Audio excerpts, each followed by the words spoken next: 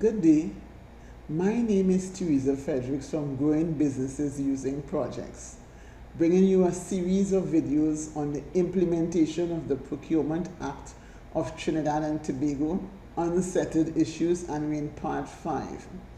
And I'm asking the question, is civil society and individuals who receive public money ready for the implementation of the Act?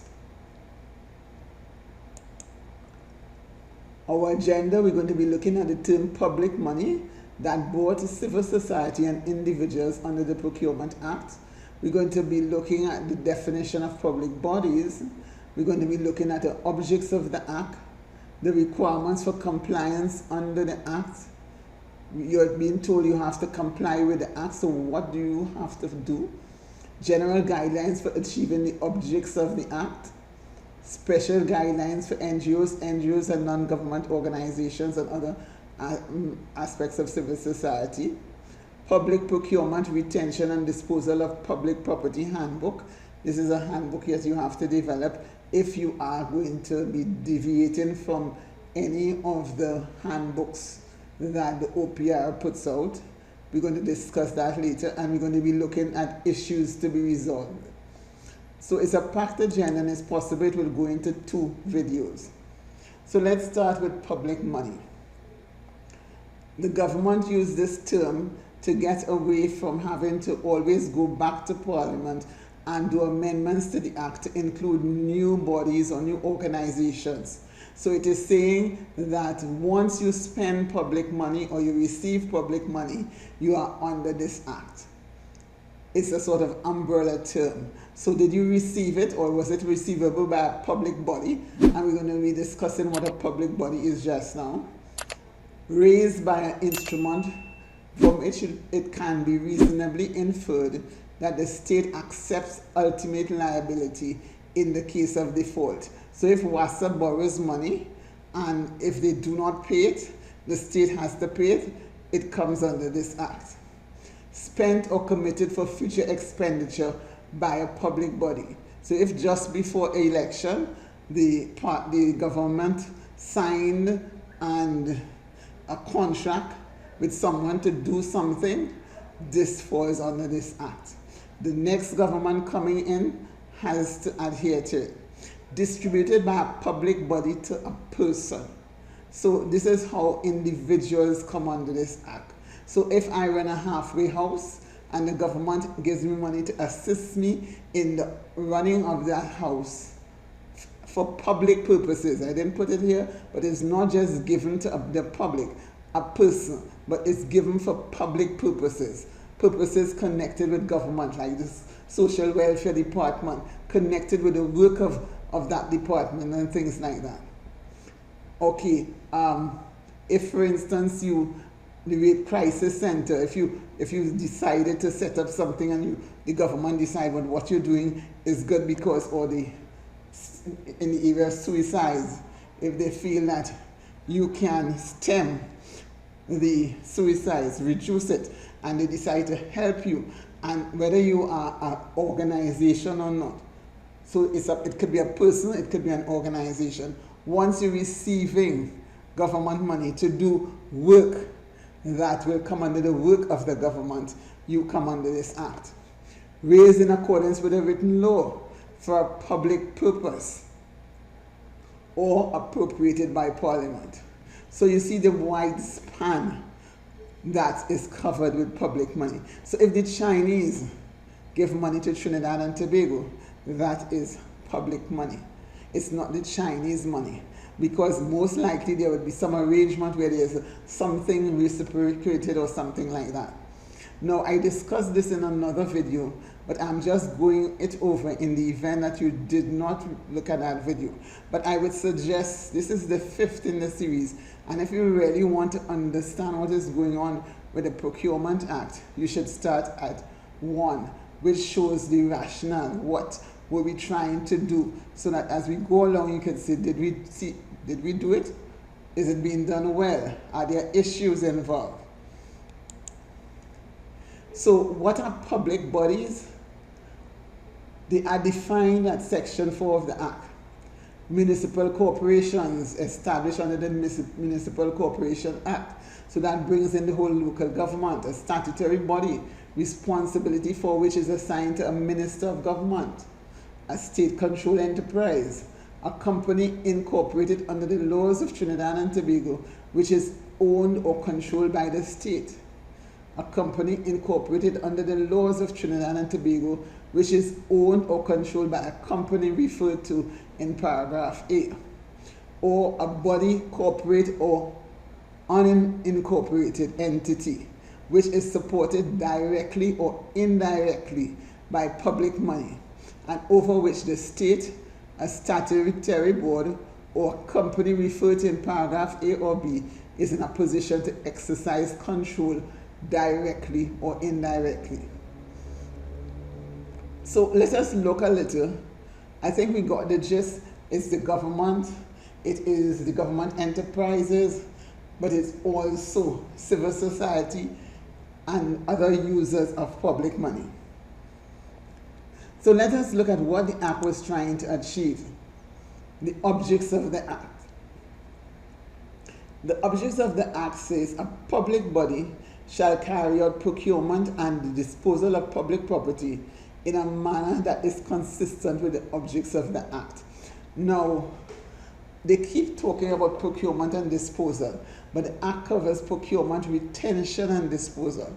And retention is a big area, because what we are saying is that when we have bought the asset, we have to keep it in a way that we can get maximum value out of it. So it's really procurement, retention, and disposal. But the objects of the Act are to promote in public procurement and disposal of property the principles of accountability, integrity, transparency, and value for money. Efficiency, fairness, equity, and public confidence. And that was one of the main things. And when you go back to video 1, you would realize that there was a problem of public confidence in the procurement system. So what this Act is trying to do is to restore that confidence. And then it went into local industry development, sustainable procurement, and sustainable development in public procurement and the disposal of public property. Now, with just talking about the objects of the Act, it could be a video by itself, which I'm not going to go into right now. But I just felt that it was necessary to just raise what is the objects of the Act. And all of these, integrity, value for money is very important, because we have moved from low price or lowest price to value for money. We are looking at efficiency, not only in terms of our suppliers, but in terms of our systems. We're looking at equity, in that everyone is going to be able to access information on contracts available, contracts and things like that. We are looking at local industry development, and this is what the reform, local government reform, is trying to ensure, that at the local level we are able to use procurement as one of the vehicles to push industry at the local level. So local government reform can play a very big part in achieving the objects of the Act, especially with respect to local government, local industry development. So let's just go a little further. Now, I know this is a bit heavy. This is why I'm going very slow, and I've said it will be 2 videos. Requirements under the Act with respect to compliance. You're hearing that you have to comply, but what does compliance mean? And there are certain things that you have to have in place. This is why I started off this video with a title: Is civil society and other users of public money ready? Because what I'm asking is, have you put the systems in place? Do you know what systems to put in place? Can you put the system in place? Do you need assistance to put the systems in place? Because you have to comply. All right, so you have to do an operational framework, and we look at that. You have to do a system of internal control, a functional organizational structure. There are general guidelines for achieving the objects of the Act. You have to look at procurement, retention, disposal, capacity improvement, training and certification. Now, before you had the Central Tenders Board, which again is covered in video 1, and that Central Tenders Board used to look at disposals and tendering. But in this new Procurement Act, the public bodies and those who do procurement have to do the whole of the procurement and disposal cycle, including retention. All right? So we move on. Procurements must be in keeping with the legitimate business of the organization and comply with the objects of the Act. So now you are looking at the actual procurement. Before we were talking about the structures that you have to set up, like a system of internal control. But this one is saying when we do procurements, it must be in keeping with the legitimate business of the organization. So what are we saying? If an organization is in housing, it should not be building rural roads. It should not be given procurement that is outside of its mandate. And that organizations must comply with the objects of the Act. So in terms of your individual procurements, it should be the legitimate business of the organization, and there should be compliance with the objects of the Act. And what is compliance? We go to, okay, let me just go back. These things, these objects: accountability, integrity, transparency, value for money, all of that. And there are things that you can do with respect to each one to show compliance.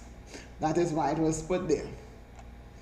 And the last one in terms of these operational framework requirements is compliance with the Code of Conduct.